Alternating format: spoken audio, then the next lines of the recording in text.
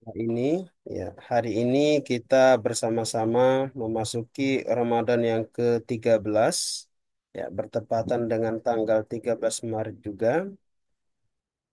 Hampir sudah hampir sudah setengah perjalanan bulan Ramadan kita lalui, ya. Tinggal menyisahkan setengah dari bulan Ramadan yang akan datang, ya.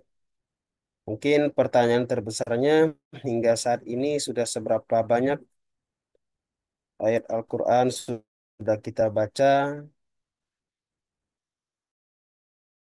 kemudian sudah berapa ayat juga yang sudah kita tadabburi, ya, sudah berapa sholat rawatib, ya, yang sudah kita tunaikan atau bahkan sholat wajib kita laksanakan pada waktunya, ya, ya, dalam artian di masjid ataupun berjamaah. Mungkin teman-teman semua bisa menjawabnya, ya. Khususnya teman-teman beasiswa juga sudah kami bekali, ya, buku, ya, untuk evaluasi diri, ya, selama bulan Ramadan, ya. Alhamdulillah, bersyukur, ya, hari ini kita bisa bermuajahah, ya, melalui Zoom meeting, ya, di saat para pemuda-pemudi yang lainnya, ya, mungkin disibukkan untuk mencari takjil, disibukkan untuk ngabuburit, ya, misalnya di jalanan ataupun di tempat-tempat lainnya yang mungkin, ya, tidak mendatangkan kebermanfaatan bagi dirinya, ya. Hari ini teman-teman, ya, mungkin ada 20-an orang, ya, teman-teman, ya, khususnya teman-teman di Darun Naja, ya, yang meluangkan waktunya, ya, untuk, ya, perlahan mengisi isi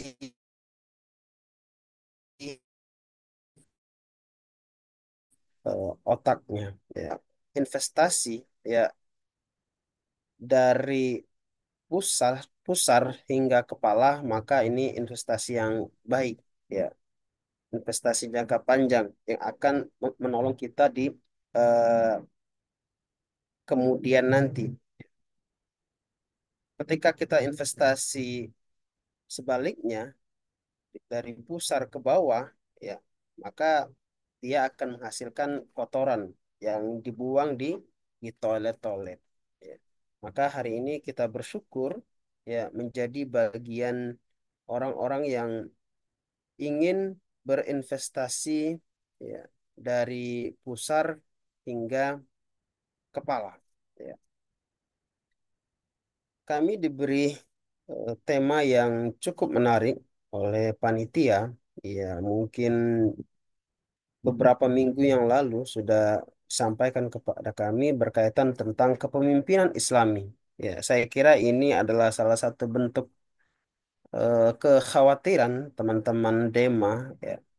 Kita melihat berbagai polemik yang terjadi saat ini, bahkan mungkin kalau teman-teman memperhatikan di media sosial ini, ya, konten-konten yang menyebutkan bahwasanya kabar buruk itu, ya, selalu datang dari pemerintah, selalu datang dari negara kita, ya. Maka saya kira ini menarik, ya, untuk kita kaji bersama-sama, untuk kita saling sharing bersama-sama. Tentunya, ya, teman-teman memiliki perspektif lain, ya, silahkan jika teman-teman ada perspektif lain, ya, karena tentu setiap kepala memiliki ide, ya, likulli roksin rokyun, ya. Nah, kepemimpinan Islami ini juga eh, dibatasi, ya, pada orientasi kejujuran dan amanah. Ini merupakan eh, sifat, ya, Nabi SAW, ya, ada empat itu. Baik. Nah, teman-teman, ya, kalau kita melihat bahwasanya dalam agama kita Islam ini, ya, kita tahu bahwasanya kepemimpinan ini sejatinya bukan hanya sekedar kekuasaan, ya, bukan hanya sekedar jabatan, ya, yang mana ia dapat memberikan kebijakan, membuat peraturan, ya, di mana dia mampu menguasai segala sumber daya manusia, sumber daya alam, dan lain sebagainya. Tapi dalam Islam, ya, kepemimpinan ini adalah suatu amanah, ya, amanah tanggung jawab yang harus dijalankan dengan penuh tanggung jawab. Ya, artinya apa namanya? Apa yang ingin ia berikan kepada negara, ya, kalau kita berbicara dalam konteks nasional atau dalam konteks kecil, dalam konteks sebuah organisasi, ya, maka dia harus bertanggung jawab terhadap kebijakan, terhadap peraturan, terhadap program-program yang dia buat atau ia canangkan.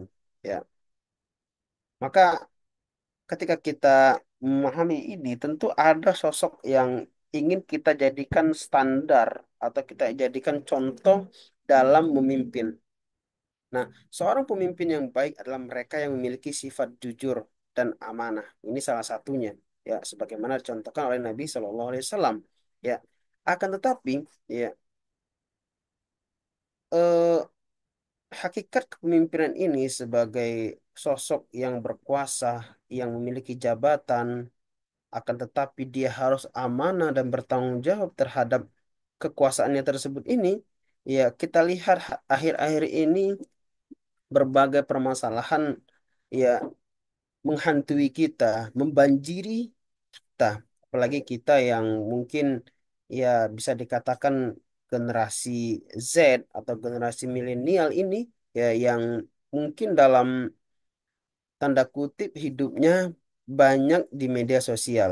Ya, kita melihat berbagai, apa namanya, berbagai tantangan, berbagai permasalahan, ya, baik itu kecil maupun besar, ya, kita rasakan, kita lihat, dan mungkin bisa jadi menjadi makanan kita akhir-akhir ini. Kita lihat bagaimana korupsi dan penyalahgunaan kekuasaan ini sudah bukan rahasia umum lagi. Ada nepotisme, gratifikasi, bansos, ya, ya. Mungkin dalam lingkup kecil ini dulu saya pernah itu, ya, buat KTP itu bertahun-tahun hingga 1 tahun kalau nggak salah itu. Cuma buat KTP, ya. Tapi ketika eh, harus diberikan uang, uang jalan itu oleh mereka itu nggak sampai 5 menit udah jadi itu. Ya. Krisis integritas dan etika kepemimpinan juga ini saat ini sudah bukan rahasia umum lagi. Janji kampanye apa yang tidak ditepati, ya, konflik kepentingan, politik transaksional, ya, ada uang, aku bisa maju, nggak ada uang, nggak akan maju, ada uang, ada suara, ya, nggak ada uang, nggak ada suara. Ini adalah suatu fenomena yang hari-hari ini, ya, kita rasakan gitu, ya, adanya kan konsistensi, ya, dalam kebijakan publik, ya, pendidikan yang berubah-berubah, ya, setiap pergantian pemerintah, kurikulum, ya, ada kurikulum merdeka, ya, ada sekarang juga deep learning, ya, Yes. berganti, apa namanya, berganti kepemimpinan, berganti pula kurikulum, Kurikulum. kebijakan, ya. Nah, ini kan membuat kita sebagai anggota masyarakat ini, ya, terombang-ambing gitu loh. Ya. Belum selesai memahami, belum selesai mengimplementasikan kurikulum sebelumnya, ya, kebijakan pendidikan sebelumnya, baru lagi dan lain sebagainya. Ya, krisis kepercayaan ini yang menyebabkan krisis kepercayaan kita, ya, terhadap pemerintah. Kalau kita ambil apa namanya, konteks pemimpin nasional. Ya, hari ini kita melihat, ya, ya, korupsi yang ada di Pertamina, oplos Pertamax, oplos Antam, oplos ini dan itu, ya ini kan membuat kita hilang kepercayaan lagi gitu ya, hilang kepercayaan lagi ya, dan tantangan menjaga persatuan di tengah polarisasi politik ini juga ya suatu yang tidak bisa dielakkan gitu loh. Adanya pendukung ya, polarisasi antara pendukung calon presiden ya, yang kemarin ya ada yang gemoy, ada yang anak abah, ada yang samsat daldel ya, dan lain sebagainya, atau bahkan ya gesekan antar kelompok politik dan agama ini juga semakin semakin nyata gitu ya, baik apa namanya, organisasi A dan organisasi B, organisasi A tidak melakukan organisasi B melakukan ini dibentur-benturkan gitu loh. Dan hari ini eh, kita nikmati itu semua, kita kita rasakan itu semua. Ya, padahal kalau kita melihat merujuk ya bagaimana kepemimpinan Allah Rasulullah, ya Masya Allah ya, ya Kak, ya inilah sebagai eh, stimulus ya, mengapa ya saya kira mengapa teman-teman Dema penting ya untuk mengkaji kepemimpinan Islami ini. Nah, sebelum jauh ya mungkin kita sepakati dulu ya bahwasanya kepemimpinan itu sebenarnya apa ya. Nah, di sini kami sudah menemukan ya definisi kepemimpinan Islam ya. Kepemimpinan Islami ya dalam ya tentu dalam perspektif Islam ya. Bahwasanya disebutkan bahwasanya kepemimpinan Islam ini ya sebagai suatu usaha untuk membimbing, memandu, menuntun dan mengarahkan seseorang ke jalan yang benar ya sesuai dengan petunjuk Allah Subhanahu wa taala ya. Jadi dari sini kita dapat melihat ya bagaimana kepemimpinan ini ketika dia harus membimbing, ketika ia harus memandu, ketika ia harus menuntun dan mengarahkan, ya ini tidak hanya apa namanya lisanan saja ya, tapi juga fi'lan juga, dia harus turun ke lapangan, harus terjun ke lapangan, harus melihat kondisi ya yang terjadi di masyarakat ya, sehingga dia dapat memberikan solusi ya terhadap permasalahan yang ada, terhadap konflik yang ada ya. Kalau seandainya pemimpin ya tidak turun ke lapangan ya, bagaimana bisa dia memberikan kebijakan, bagaimana bisa dia apa namanya menuntun ya para bawahannya atau para anggotanya ke jalan yang benar ya. Kalau dalam perspektif Islam ya tentu ke jalan yang diridhoi oleh Allah Subhanahu wa taala ya.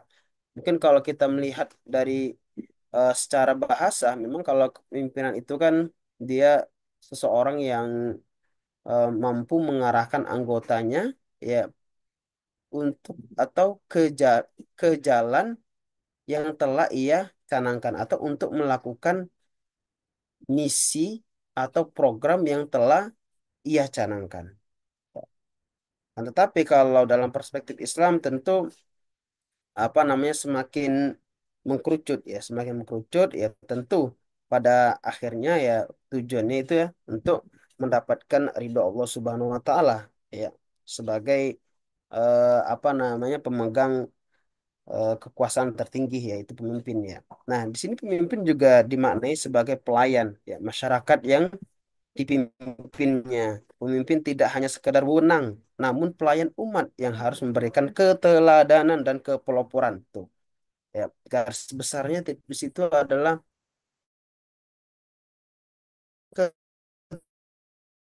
keteladanan. Coba bayangkan, Anies ya memberikan arahan, memberikan instruksi, ya tidak cukup daripada itu. Ya, kan tetapi ini pemimpin ini kan harus memberikan keteladanan, ya, memberikan contoh, role model, ya. Jadi eh, memang benar, ya, memberikan contoh itu mudah, ya, Ana memberikan mencontohkan teman-teman apa namanya misalnya cara makan yang baik misalnya baca basmalah tangan kanan ya mengambil hidangan yang terdekat ya tidak bersuara dan lain sebagainya itu kan memberikan contoh bukan iya memberikan contoh ya, memberikan eh, tips-tipsnya tapi yang sulit itu ya menjadi contoh itu kita tidak perlu menjelaskan kepada orang lain bagaimana cara makan tapi orang lain dapat meniru gaya kita ya gaya bicara gaya makan gaya berjalan ya tanpa disadari orang-orang di sekitar kita memperhatikan itu dan itulah bisa juga dijadikan sebagai teladan ya pemimpin juga sebagai pelayan ya tadi ya karena itu ya kalau kita melihat dalam skop organisasi ya teman-teman ya misalnya dalam kaitannya Dema ya misalnya di Dema itu kan yang pertama kali dipilih adalah pemimpinnya ya mungkin teman-teman ada yang menyebut ketua Dema ada yang menyebut Presma presiden mahasiswa ala kuliah ini adalah sosok pemimpin nah yang pertama kali dipilih dipersiapkan siapa pemimpinnya dulu ya karena dialah yang akan memberikan solusi dialah yang akan memberikan apa namanya eh, program-program untuk masyarakat atau untuk anggota organisasinya tersebut baru setelah itu dia membuat anggota-anggotanya menentukan kepala di setiap divisinya ya. Artinya memang eh, kepemimpinan ini ya sangat sangat urgen gitu ya. Karena mereka sebagai pelayan dan teman-teman juga mungkin merasakan ya teman-teman yang hari ini di pesantren ya menjadi kepala bagian ya tentu tanggung jawabnya sangat jauh berbeda ya dibandingkan anggota-anggota teman-teman lainnya ya. Tidak hanya tanggung jawabnya berkaitan dengan kesekretariatan atau kebendaharaan tapi seluruhnya teman-teman ya bertanggung jawab terhadap itu semua ya maka bisa kita pastikan bahwasanya kepemimpinan dan keteladanan itu adalah satu kesatuan yang tidak bisa dipisahkan karena kepemimpinan ya yang baik itu adalah yang bisa menjadi contoh bisa menjadi suri teladan bagi anggotanya ya sehingga anggotanya itu ya dalam melakukan eh, program-program yang telah dicanangkan, program-program yang telah diperbuat, yaitu santai-santai saja. Contoh misalnya di apa namanya di kantor Dema misalnya. Di kantor Dema teman-teman ketua sudah menginstruksikan ya harus ada jadwal piket dan lain sebagainya. Nah, ketika pemimpinnya juga ada jadwalnya ya ketika jadwalnya dia ya apa namanya memakannya di amanah tanggung jawab hari sama berpikir dulu karena dicontohkan apa namanya ketua Dema atau pemimpinnya tadi sudah menjadi contoh ya dalam keluarga misalnya dan keluarga juga seperti itu misalnya ya akhir-akhir ini misalnya orang tua ya melarang anaknya ini dan itu tapi dia sendiri melakukan ini kan hal yang bertolak belakang gitu loh ya hal yang bertolak belakang dan eh, tidak bisa tolerir gitu loh ya nah selanjutnya ya teman-teman ya eh pemimpin ya sebagai seseorang yang memandu mengarahkan tadi ya dia akan memberi apa namanya memiliki fungsi ya bagaimana dia nantinya akan mempengaruhi mengarahkan anggotanya ya agar melakukan pekerjaannya ya dengan sebaik mungkin ya di sini saya ambil ada dua sebenarnya dalam buku ini itu ya ada tiga ya. Pertama itu pemersatu dan penengah untuk perbedaan pendapat, konflik, dan keanekaragaman antara anggota masyarakat yang ia pimpin. Ya, sebagaimana Anda sampaikan di awal tadi, ya, setiap orang ini kan memiliki pendapatnya masing-masing. Ya, likulli ra'sin ra'yun, memiliki perspektifnya masing-masing. Bisa jadi menurut anggota A, program tersebut baik, dan bisa jadi juga menurut pendapat B, program tersebut kurang baik. Maka bagaimana fungsi seorang pemimpin di sini? Maka dia akan menyatukan, ya, mengahi, ya, mencari jalan tengah ya terhadap perbedaan pendapat yang ada, konflik yang ada, ya, mempertemukan dua pihak, ya. Contoh misalnya ketika dalam konteks di perdesaan misalnya ada apa namanya, ada pabrik misalnya, limbahnya dibuang apa namanya sembarangan, maka masyarakat geram, akhirnya demo dan sebagainya. Maka di sini peran pemimpin yang sangat penting.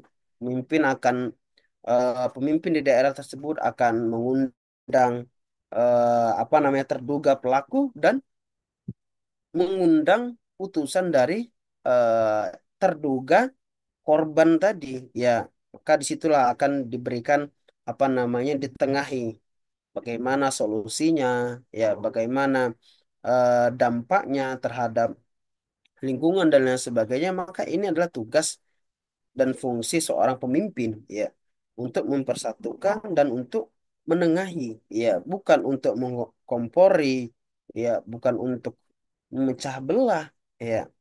Maka ya alhamdulillah ya, semoga ya di organisasi atau di lembaga teman-teman yang teman-teman tinggali saat ini tidak ada seperti itu, ya. Dan juga sebagai penasehat, ya, untuk memberikan penasehat terhadap anggotanya agar selalu berbuat kebaikan, ya, dan meninggalkan perbuatan tercela. Tentu ini dalam kacamata Islam ya teman-teman, ya. Jadi ya inilah fungsi seorang pemimpin, ya. Dia tidak hanya jika kita menjadi seorang pemimpin, ya kita harus ya banyak mengorbankan waktu, pikiran, ya, tidak hanya untuk kepentingan kita pribadi, tapi kepentingan anggota-anggota kita. Ya, contoh misalnya ada Huzaifah, ada Said, ada Zaki. Tentu yang di pikiran mereka tidak hanya sekedar kuliah, tidak hanya sekedar mungkin nanti penulisan skripsi, ya, tapi bagaimana anggota-anggotanya ini bisa diajak, bagaimana program-program tersebut berjalan dengan lancar tanpa harus apa namanya instruksi yang banyak dari mereka. Ya, ini tentu adalah fungsi dari pemimpinan itu sendiri. Nah, kami juga sudah melihat ya, menemukan bahwasanya ternyata ada faktor-faktor keberhasilan pemimpin ya. Sini kami baca bukunya Prof. Didin, ya, Hafiduddin, tentang ini bukunya barunya ya. Cuma saya 2024 kemarin. Judul bukunya itu membangun kemandirian umat, percikan pemikiran di bidang pendidikan, ekonomi, politik, dakwah, sosial, dan budaya. Nah, di sini beliau menyampaikan ada empat ya faktor keberhasilan pemimpin. Ya, pertama dicintai rakyat. Ya, ini kalau skupnya nasional. Ya, kalau seandainya pemimpin kita ini dicintai ya oleh rakyat, maka ya bisa bisa dipastikan bahwasanya beliau berhasil ya, berhasil dalam kepemimpinannya. Ya, jika seorang pemimpin dan rakyatnya saling mencintai, maka persatuan di sebuah negara akan kuat dan tidak terkalahkan. Ya, dalam skup yang lebih kecil, dalam skup organisasi, ya, ketika anggotanya sudah apa namanya merasa nyaman dengan kehadiran pemimpinnya, nah ini indikator keberhasilan dari organisasinya tersebut, karena tidak hanya yang bekerja tidak hanya pemimpinnya saja, akan tapi anggota-anggotanya juga ikut berkontribusi, ikut memikirkan apa namanya program yang telah dicanangkan, ya, menampung aspirasi rakyat, ya. Ini memang salah satu faktor keberhasilan pemimpin, ya.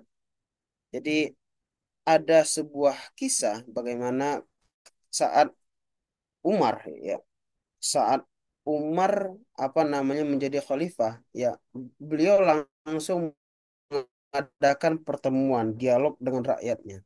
Ya, kemudian beliau minta musyawarah, minta pendapat rakyatnya.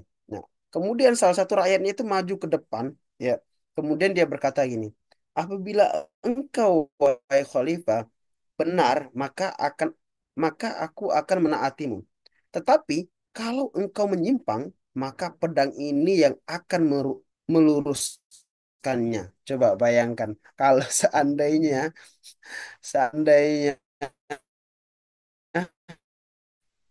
hari ini, ya, perkataan ini coba gimana itu, ya, rakyatnya tuh, ya, apakah dia menerima atau sebaliknya, ya, atau mengusir dan lain sebagainya, coba, ya, kalau Anda benar, aku akan taatin.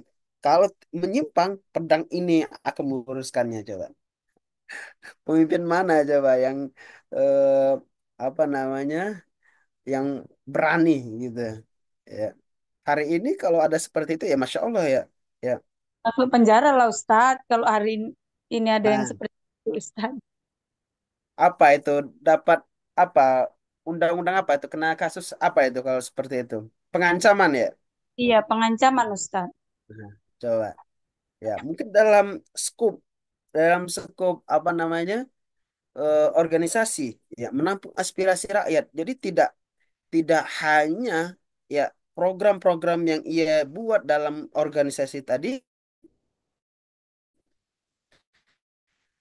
hasil pemikirannya saja, ya, tidak hanya apa namanya sesuai dengan keinginan dan hawa nafsunya saja, tapi hanya mengajukan program, ya, ya, suka bermusyawarah juga, ya, jadi diskusi, ya, ada diskusi dalam sebuah organisasi itu penting, ya, karena, ya, ya kan kita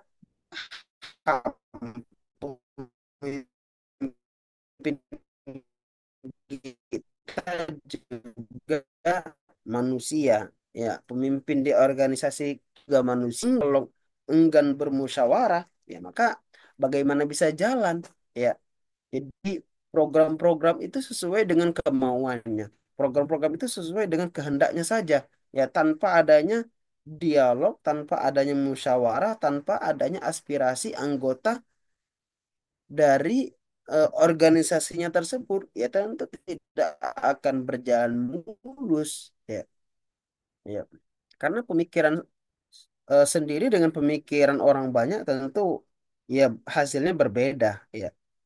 Dan juga terakhir yaitu tegas, ya, pemimpin juga harus tegas, ya, memiliki tegas, ya, mengambil keputusan, ya, contoh misalnya ketika sudah disepakati dalam sebuah rapat bahwasanya anggota yang apa namanya tidak hadir dalam acara wajib maka akan dikeluarkan. Maka ini harus harus diambil tegas oleh seorang pemimpin, langsung dikeluarkan, tidak mengulur-ulur waktu atau tidak memilih, ya, yang bestinya, ya, dikasih SP, surat peringatan, yang menjadi ancaman bagi dirinya langsung dikeluarkan, ya. Tidak juga seperti itu. Maka seorang pemimpin juga harus memiliki sikap atau sifat tegas, ya, ya, agar apa namanya program-programnya ini juga bisa berjalan dengan lancar, ya. Harus, ya, ketika sudah disepakati dalam sebuah forum, ya, dalam Ramadan ini akan mengadakan A B C, ya, maka harus konsekuensi dong, ya, harus konsekuensi, ya. Tegas juga bukan dalam artian otoriter, ya, karena tetap berdasarkan mekanisme musyawarah dan pertimbangan yang matang, ya, ya. Setelah melakukan musyawarah, setelah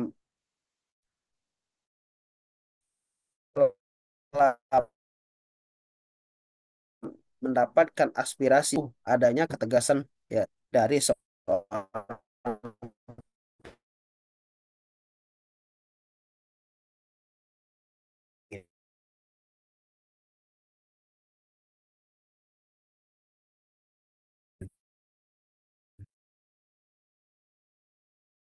Nabi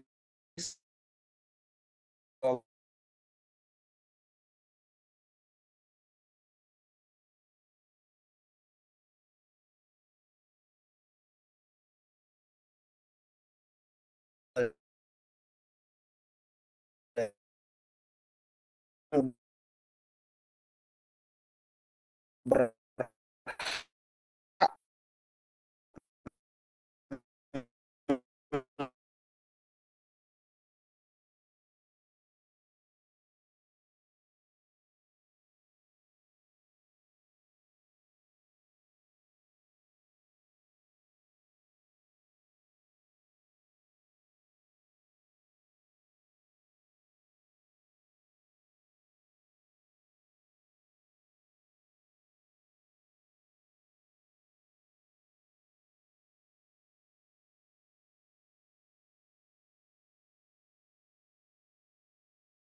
Ovan kok saya terkeluar sendiri ya. Oke.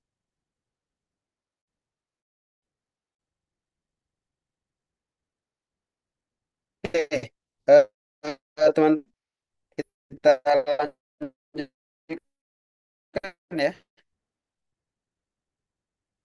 Nah, kita ambil contoh misalnya ketika peletakan Hajar Aswad ya orang-orang Quraisy ya masing suku ingin mendapatkan kehormatan tersebut ya bahkan hampir terjadi perang saudara ya karena ya tentu dalam mereka yang meletakkan Hajar Aswad ini mereka ini terhormat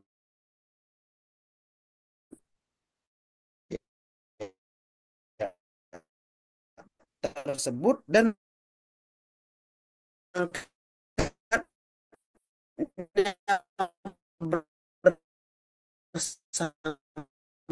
bersama. Coba bayangkan. Ya, ini kan apa ya? Solusi yang solutif gitu ya. Beliau tidak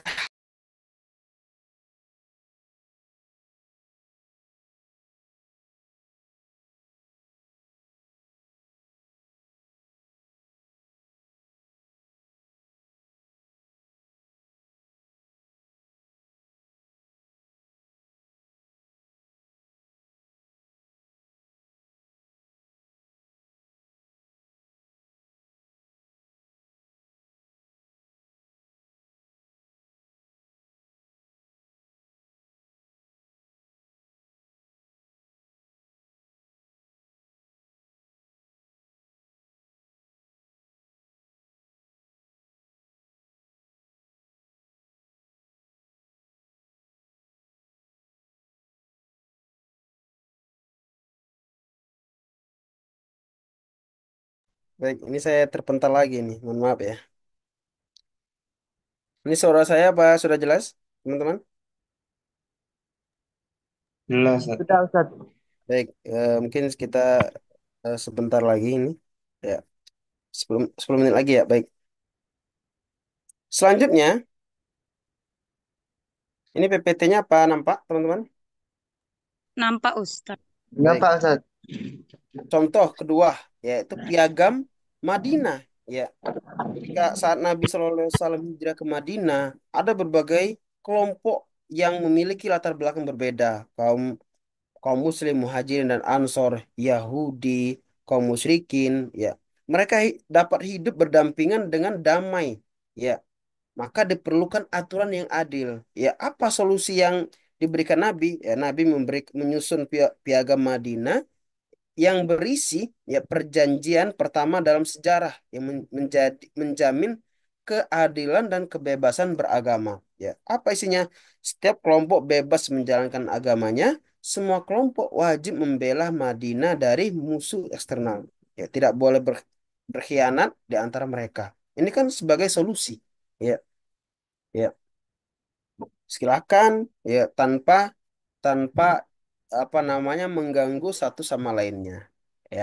Nah, maka di akhir ya ini ya sebagai eh, solusi dari permasalahan kepemimpinan saat ini ya tentu ya mungkin dalam konteks nasional ya harus transparansi ya. Ketika dalam konteks apa namanya kecil ya dalam organisasi harus ada transparansi ya khususnya berkaitan dengan uang ya berkaitan dengan duit ya harus apa namanya terang-terangan harus ada apa namanya pemasukan ya harus ada laporan pemasukan berapa pengeluaran apa digunakan untuk apa ya karena ini untuk melanggengkan ya roda organisasi tersebut kalau seandainya satu sama lainnya saling curiga ya si sekretaris curiga dengan bendahara bendahara curiga dengan ketuanya atau ketua curiga dengan ketua acara di organisasi tersebut ya maka perlu adanya transparansi perlu adanya pengawasan ya mungkin ya kalau dalam konteks organisasi ya tentu harus ada pengawasan dari pembimbing pengawasan dari pembina dari organisasi tersebut ya dan harus adanya sanksi yang tegas ya supaya untuk apa namanya eh, orang lain tadi enggan untuk melakukan perbuatan yang sama seperti itu juga. Dan juga perlu adanya pendidikan kepemimpinan ya, yang basisnya tentu dalam perspektif Islamic worldview ya, agar memperkuat peran media dan masyarakat dalam mengawasi pemimpin, ya, menetapkan kebijakan berbasis visi jangka panjang ya, yang tidak bergantung pada individu pemimpin ya. Jadi ketika pemimpinnya diganti, maka kebijakan program ini terus terus berjalan ya. Bahkan kami sering mendengar ya, siapapun masinisnya ya kereta ini harus berjalan. Ya, siapapun pemimpinnya, Dewan Mahasiswa Darun Najah harus berjalan. Siapapun pemimpinnya, lembaga dakwah kampus, lingkar pena dan UKM-UKM lainnya harus berjalan. Ya, berjalan ini karena kenapa? Karena aturan-aturan SOP kebijakan kuat ya sehingga apa namanya orang setelahnya tadi dapat melaksanakan ya sesuai dengan kebijakan-kebijakan ataupun keputusan yang telah mereka canangkan ya mungkin kurang lebih ini yang dapat Anak sampaikan lebih dan kurangnya saya mohon maaf. Assalamualaikum warahmatullahi wabarakatuh. Waalaikumsalam warahmatullahi Wabarakatuh. Baiklah, eh, selanjutnya ada sesi tanya jawab bagi yang ingin bertanya, harap wabarakatuh. meng-on-kan kamera dan mikrofonnya.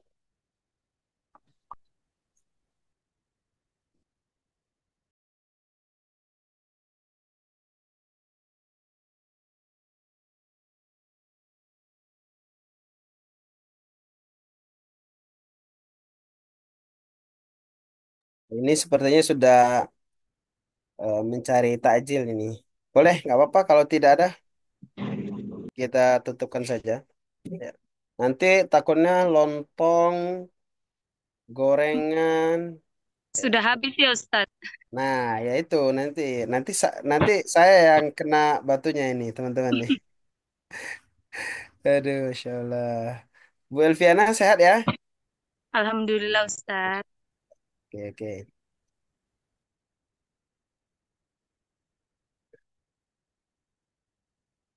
Silakan kalau tidak ada boleh ditutup. Mungkin Rehan boleh mengambil intisari ya, mungkin satu atau dua kalimat dari tausiah saya tadi, boleh?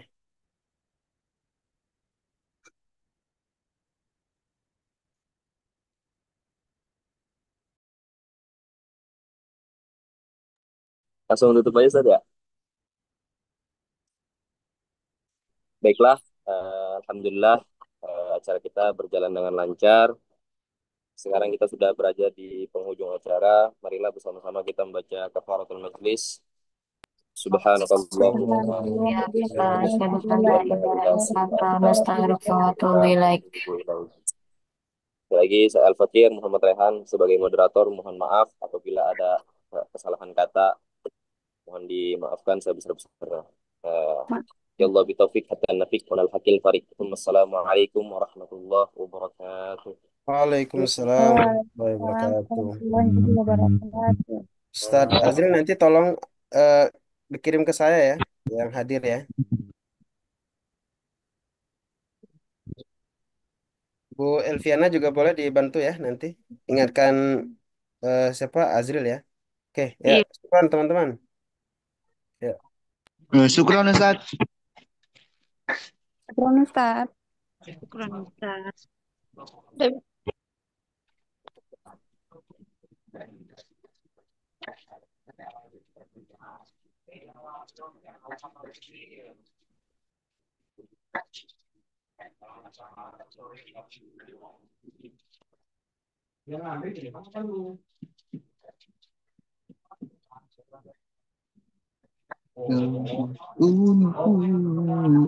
Nggak ada.